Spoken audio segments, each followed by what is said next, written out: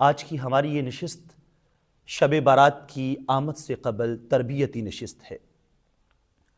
آقا دو جہاں صلی اللہ علیہ وآلہ وسلم کے فرامین میں شب بارات کے متعلقہ بہت سارے فرمان ہمیں ملتے ہیں۔ جامع ترمذی میں حضرت ام المومنین عائشہ صدیقہ رضی اللہ تعالیٰ عنہ سے روایت ہے، فرماتی ہیں فقدت النبی صلی اللہ علیہ وآلہ وسلم ذات لیلۃ، میں نے ایک رات حضور کو بستر پر نہ پایا تو میں تلاش کرنے کے لیے نکلی، فخرجت فاذا هو بالبقیع، تو میں نے دیکھا آپ جنت البقیع شریف میں ہیں۔ مجھے دیکھ کر آقا کونین صلی اللہ علیہ وسلم نے ارشاد فرمایا، عائشہ اتخافین ان یحیف اللہ علیک ورسولہ، کیا آپ کو یہ خوف لگ گیا تھا کہ اللہ اور اس کا رسول آپ کے حق میں کوئی کمی کریں گے؟ تو عرض کرتی ہیں میں نے کہا آقا ظننت انک اتیت بعد نسائک، مجھے یوں لگا تھا کہ آپ شاید کسی اور شریک حیات کے پاس چلے گئے ہیں۔ تو امام الانبیاء علیہ السلام نے ارشاد فرمایا، عائشہ آج کی جو رات ہے یعنی جو 15ویں شعبان کی رات ہے، ارشاد فرمایا ان اللہ تبارک و تعالی ینزل فی هذه اللیلہ فیغفر لاکثر من عدد شعر غنم کلب، فرمایا آج کی رات رب ذوالجلال اپنی شان قدرت کے مطابق آسمان دنیا پر نزول فرماتا ہے اور قبیلہ بنو کلب کی بکریوں کے بالوں کے برابر لوگوں کی رب ذوالجلال اس ایک رات میں بخشش فرما دیتا ہے۔ اسی طرح ایک اور فرمان حضرت سیدنا علی المرتضیٰ شیر خدا رضی اللہ تعالیٰ آپ سے مروی ہے، اس کے آخر پر بھی یہی کلمات ہیں، ارشاد فرمایا اللہ رب العزت اپنی شان کے مطابق آسمان دنیا پہ نزول فرماتا ہے اور کیا کرتا ہے؟ فرمایا کہ ان اللہ تبارک و تعالی ینزل فی هذه اللیلہ لغروب الشمس الی سماء الدنیا، غروب آفتاب سے اللہ رب العزت اپنی شان کے مطابق آسمان دنیا پر نزول فرماتا ہے اور ساری رات رب ذوالجلال کی رحمت بندوں کو آواز دیتی ہیں، الا من مستغفر فاغفر لہ، ہے کوئی بخشش مانگنے والا میں اس کو بخش دوں، الا مسترزق فارزقہ، ہے کوئی رزق کا سوالی میں اس کو رزق عطا کر دوں، الا مبتلا فاعافیہ، ہے کوئی ایسا جو رنج و الم میں ڈوبا ہوا ہو تو میں اس کی تکالیف کو دور کر دوں، الا قضا حتی یطلع الفجر، طلوع فجر تک یہ آواز آتی رہتی ہے۔ وہ اقبال کہتے ہیں ہم تو مائل بکرم ہیں کوئی سائل ہی نہیں، راہ دکھلائیں کسے راہ روے منزل ہی نہیں، تو رات بھر اللہ کی رحمت بندوں کو آواز دیتی ہے۔ سادہ یوں کر لیجئے کہ یہ ایک رات اللہ تعالیٰ کی رحمت کا اتنا بڑا سامان ہے، اللہ کی رحمتوں کی برستی ہوئی موسلا دار بارش ہے، رحمتوں کا ٹھاٹھے مارتا ہوا ایک سمندر ہے کہ جو بندوں کو آواز دے رہا ہے، بندو آؤ اپنے گناہوں کو دھو لو، مجرم ہو تو منہ اشکوں سے دھوتے چلے آؤ، آؤ درے تواب پہ روتے چلے آؤ۔ لیکن احباب زیبا کار کچھ ایسے لوگ بھی ہیں جو آقا کونین صلی اللہ علیہ وسلم نے ارشاد فرمایا اس رات میں بھی جو اپنی بخشش نہیں کروا پاتے، اس رات میں بھی جن کی بخشش نہیں ہوتی۔ اب وہ لوگ کون سے ہیں؟ مختلف کتب احادیث میں ان کا تذکرہ آتا ہے، ان میں ایک بندہ مشرک جو شرک کرنے والا ہے، شرک اتنا بڑا جرم ہے، رب ذوالجلال نے اپنے پاک کلام میں ارشاد فرمایا ان الشرک لظلم عظیم، شرک ظلم عظیم ہے، اور ایک اور مقام پہ فرمایا ان اللہ لا یغفر ان یشرک بہ ویغفر ما دون ذلک لمن یشاء، رب ذوالجلال شرک نہیں بخشتا، اس کے سوا جسے جو چاہتا ہے بخش دیتا ہے۔ تو اب ایک تو ہے ہی مشرک، وہ ایمان والا نہیں ہے، لیکن کچھ ایمان والے بھی ہیں مگر وہ بخشش نہیں کروا پاتے، ان میں سے ایک مشاحن، کینہ پرور، دل میں بغض پالنے والا، نفرتیں پالنے والا، حسد و بغض اور کدورتیں پالنے والا۔ امام الانبیاء علیہ السلام نے ارشاد فرمایا تھا، آپ نے فرمایا دب الیکم داء امم قبلکم، فرمایا تمہارے اندر پچھلی امتوں کی کچھ بیماریاں سرائیت کر گئی ہیں، ان میں ایک بیماری وہ کون سی ہے؟ فرمایا الحسد، ایک حسد ہے، دوسری والبغضاء اور بغض ہے۔ حسد و بغض یہ پچھلی امتوں کی بیماریاں تھیں جو تم میں سرائیت کر گئی، اور پھر آقا کونین نے ارشاد فرمایا والبغضاء ہی الحالقہ، اور یہ جو بغض ہے دل میں کسی کی نفرت پالنا، فرمایا یہ تو مونڈ دینے والی ہے، ولا اقول حالقۃ الشعر، فرمایا میں یہ نہیں کہتا کہ یہ بالوں کو موڑ دیتی ہے، ولیکن حالقۃ الدین، لیکن یہ تو دین کا خاتمہ کر دیتی ہے، دین کو موڑ دینے والی ہے۔ پھر آقا کونین پہ قربان جائیں، حضور نے دل کا یہ بغض مٹانے کا طریقہ بھی بتا دیا۔ ارشاد فرمایا والذی نفس محمد بیدہ، مجھے قسم ہے اس رب ذوالجلال کی جس کے قبضہ قدرت میں میری جان ہے، لا تدخلوا الجنت حتی تؤمنوا ولا تؤمنوا حتی تحابوا، تم اتنی دیر تک جنت میں نہیں جاؤ گے جب تک کہ ایمان نہ لاؤ، اور اتنی دیر تک ایمان کامل نہیں ہوگا جب تک آپس میں محبت نہ کرو۔ اولا ادلکم، فرمایا کیا میں تمہیں وہ نسخہ نہ بتاؤں، جب اس پہ عمل کرو تو محبت پیدا ہو جائے۔ عرض کی آقا وہ کون سا نسخہ ہے؟ کملی والے آقا نے ارشاد فرمایا افشوا السلام بینکم، آپس میں ایک دوسرے کو سلام کہا کرو۔ سلام کو عام کرو گے، جب ایک دوسرے کو سلام کرو گے تو بغض مٹ جائے گا، کدورتیں مٹ جائیں گی، نفرتیں مٹ جائیں گی، محبتیں پروان چڑھ جائیں گی۔ اور ایک اور روایت جو موطا امام مالک میں بھی ہے، نبی رحمت صلی اللہ علیہ وآلہ وسلم نے اس روایت میں بھی یہی بات ارشاد فرمائی، دل سے بغض مٹانے کا طریقہ۔ فرمایا تصافحوا یذهب الغل، مصافحہ کیا کرو، اس سے نفرتیں مٹ جاتی ہیں۔ فرمایا وتحادوا تحابوا، تحائف دیا کرو ایک دوسرے کو، اس کے ساتھ محبتیں پیدا ہوتی ہیں۔ وتذهب الشحنہ، اور کدورتیں اور نفرتیں دل سے مٹ جایا کرتی ہیں۔ تو یہ طریقہ ارشاد فرما دیا۔ حضرت حاتم مسم علیہ رحمت سے کسی نے کہا تھا حضور دل کا بغض نہیں جاتا، دل کی نفرتیں نہیں جاتی، تو سرکار ہم کیا کیا کریں؟ فرمایا 4 کام کرو، تمہارے دل سے سارا بغض اور نفرتیں مٹ جائیں گی، کدورتیں ختم ہو جائیں گی، رنجشیں ختم ہو جائیں گی، محبتیں پروان چڑھ جائیں گی۔ 4 کام کرو۔ پہلا کام ارشاد فرمایا اپنے جسم کو کسی کی خدمت میں لگا دو، اپنے جسم سے کسی کے خادم بنو، خدمت کرو، کسی کے اوپر مہربانی کرو۔ اور دوسرا کام یہ ارشاد فرمایا کہ اپنے مال سے کسی کی داد رسی کرو، کسی غریب کی مدد کر دو، کسی بے قرار کی فریاد سنو، اس کی معاونت کر دو۔ اور تیسرا کام اپنی زبان سے زہر اگلنے کی بجائے اپنی زبان کو شیریں اور میٹھا کر دو، اپنے تلخ لہجے کے اندر مٹھاس لے آؤ۔ اور چوتھا کام کسی کی غیر موجودگی میں اس کے لیے مغفرت کی دعائیں کیا کرو۔ یہ 4 کام فرمایا جو کر لیتا ہے رب ذوالجلال اس کے دل کو محبتوں سے بھر دیتا ہے اور بغض اور نفرتیں اس کے دل سے نکال دیتا ہے۔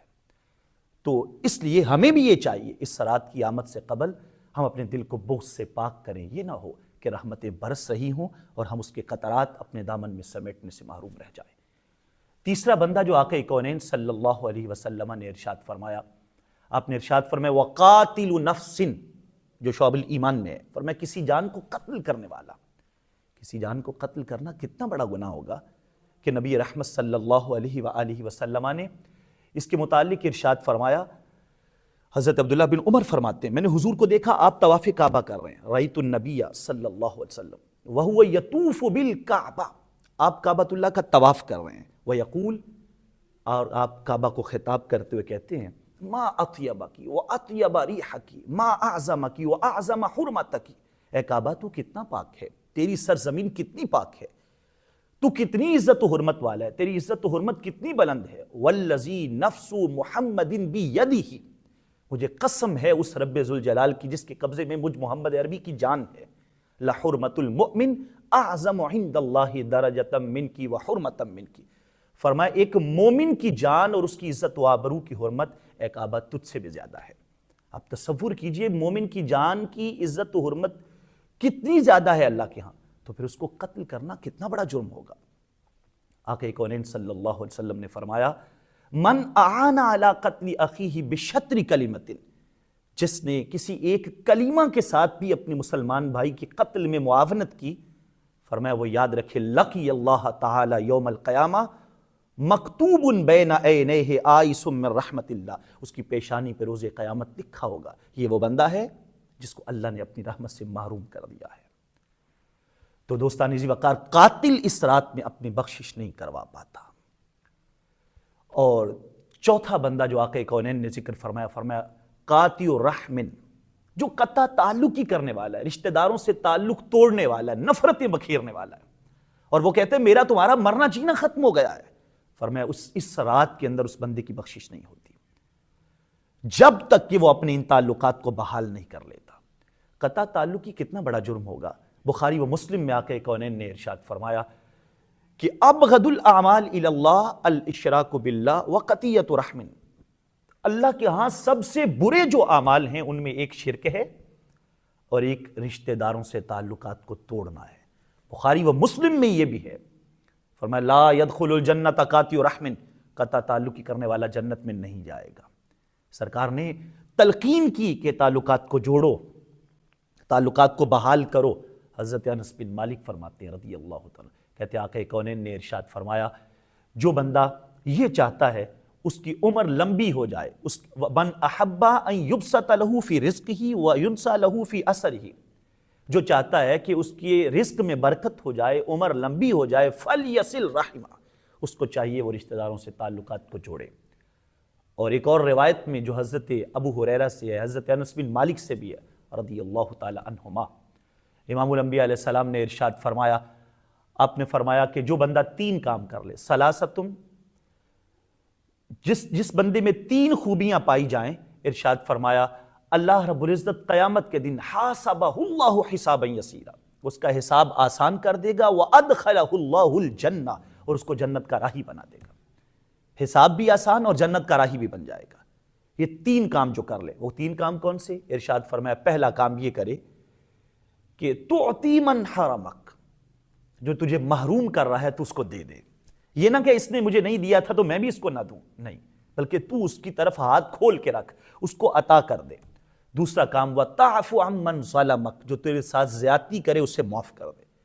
اور تیسری بات آقا کونین صلی اللہ علیہ وسلم نے ارشاد فرمائی وَتَصِلُ مَنْ قَطَعَكَ، جو تجھ سے تعلقات توڑتا ہے اس سے جوڑ۔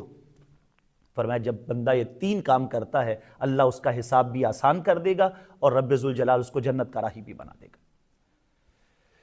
اب اس کے بعد اگلا شخص جس کے بارے میں آقا کونین نے فرمایا وہ اس صراط میں بھی اپنی بخشش نہیں کروا پاتا، وہ والدین کا نافرمان ہے۔ دوستان ذی وقار، والدین کی نافرمانی اتنا بڑا جرم ہے، اتنا بڑا جرم ہے والدین کی نافرمانی۔ بخاری و مسلم میں امام الانبیاء علیہ السلام نے ارشاد فرمایا الا اخبرکم باکبر الکبائر، کیا میں تمہیں کبیرہ گناہوں میں سب سے بڑے کبیرہ گناہ کی خبر نہ دوں؟ الاشراک باللہ، فرمایا ان میں سے ایک شرک کرنا ہے اور دوسرا جرم وہ والدین کی نافرمانی ہے۔ امام الانبیاء علیہ السلام نے یہ بھی ارشاد فرمایا، آپ نے فرمایا کہ ملعون من حق والدین، جو بندہ والدین کی نافرمانی کرتا ہے وہ ملعون ہوتا ہے۔ الترغیب والترہیب میں، اور اسی میں ایک اور روایت بھی فرمایا لا یقبل اللہ صرفا ولا عدلا، فرمایا تین بندے وہ ہیں ثلاثۃ لا یقبل اللہ منہم صرفا ولا عدلا، اللہ ان کی نہ فرضیں قبول کرتا ہے نہ نفلیں قبول کرتا ہے۔ وہ تین بندے کون سے ہیں؟ عاق ومنان ومکذب بقدر، ایک ماں باپ کا نافرمان، ایک احسان کر کے جتلانے والا، اور ایک تقدیر کو جھٹلانے والا۔ فرمایا نفل پڑھے فرض پڑھے رب کچھ بھی قبول نہیں کرتا۔ کیسے ممکن ہے اس رات میں اس کو برکتیں مل جائیں، اس رات میں اس کو رحمتیں مل جائیں؟ اور پھر سنن نسائی میں علامہ نسائی، امام نسائی رحمۃ اللہ تعالی اس بات کو لاتے ہیں، آقا دو جہاں صلی اللہ علیہ وسلم نے ارشاد فرمایا ثلاثۃ لا ينظر اللہ الیہم یوم القیامہ، تین بندوں کی طرف قیامت کے دن رب نظر رحمت نہیں فرمائے گا۔ العاق لوالدے، ان میں سے پہلا وہ جو اپنے ماں باپ کا نافرمان ہے، تصور کیجئے کتنا بڑا جرم ہے۔ اور دوسرا وہ بندہ، آقا دو جہاں نے ارشاد فرمایا والمرأۃ المترجلہ، وہ عورت جو عورت ہو کے مردوں جیسی مشابہت کرے۔ اور تیسرا والدیوس، وہ بے غیرت شوہر جس کو اپنی بیوی کی بے حیائی کے اوپر بے غیرت نہ آئے۔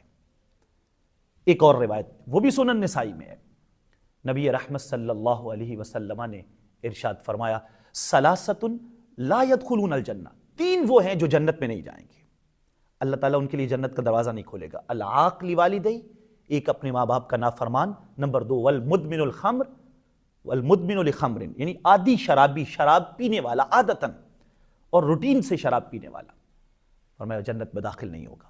اور تیسرا بندہ امام الانبیاء علیہ الصلوۃ والسلام نے ارشاد فرمایا والمنان بما اعطى، کسی کو کچھ عطا کر کے پھر اس کو جتلانے والا۔ سرکار دو عالم صلی اللہ علیہ وسلم نے ارشاد فرمایا یہ بندہ بھی جنت میں نہیں جائے گا۔ کتنا بڑا جرم ہے ماں باپ کی نافرمانی کہ اس کو کس درجے پہ رکھا گیا ہے۔ آقا کونین فرماتے شب معراج میں نے کچھ بندوں کو آگ کی لپیٹ میں دیکھا، میں نے پوچھا اس بندوں کی یہ حالت کیوں ہے؟ تو عرض کی گئی حضور یہ وہ بندے ہیں جن کی زبانیں ماں باپ کے سامنے چلتی تھی، وہ ماں باپ کو باتیں سناتے تھے، آج وہ آگ کی لپیٹ میں ہیں۔